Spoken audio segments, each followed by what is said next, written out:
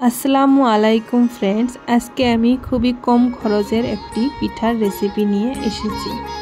এই পিঠাটি কে কী নামে জানেন একটু জানাবেন। আমরা তো এটাকে মুইঠা পিঠা বলি। এই পিঠাটি যেমন খরচ কম, আবার বানানো একদম সহজ। তো প্রথমে আমি চালের গুঁড়িতে লবণ মিশিয়ে মাখিয়ে নিব। ভালো করে মাখিয়ে নিয়ে এটাকে আমি ভেজে নেব।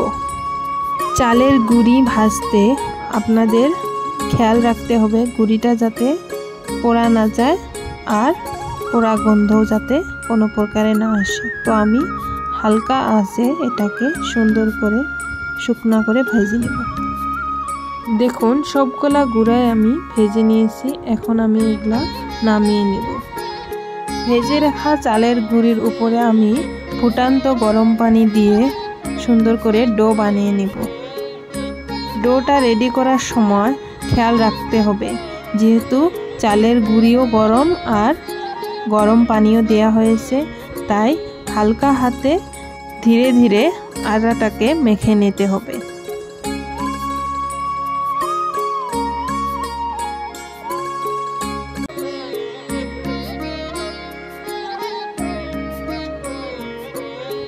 ডলতে ডলতে দেখুন কি সুন্দর ডো রেডি হয়ে গেছে।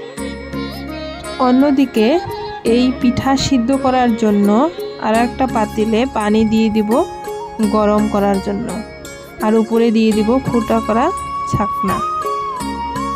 এখন অল্প পরিমাণ আটা নিয়ে বিভিন্ন প্রকারের শেপ দিয়ে দিয়ে এই পিঠাটা বানিয়ে নেব। মুঠ করে করে এই পিঠাটা বানানো হয়, তার জন্য এর নাম দিয়েছে মুইঠা পিঠা। তো বিভিন্ন অঞ্চলে ভিন্ন নামে পরিচিত, তো আমাদের এখানে এর নাম মুইঠা পিঠা। দেখুন ভিন্ন স্টাইলে আরও নতুন নতুন ডিজাইন দিয়ে এই পিঠাটা আমরা তৈরি করে নেব।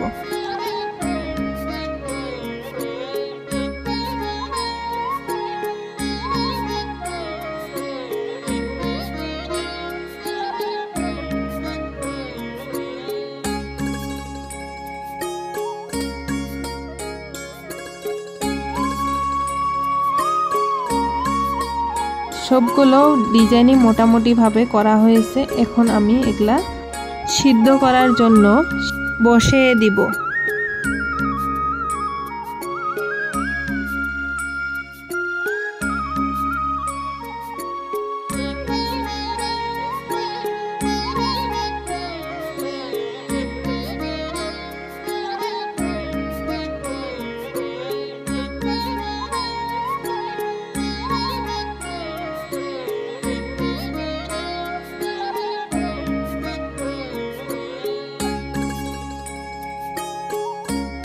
পুরো আধা ঘন্টা পরে এটাকে আমি এখন চেক করব সিদ্ধ হয়েছে না নাই।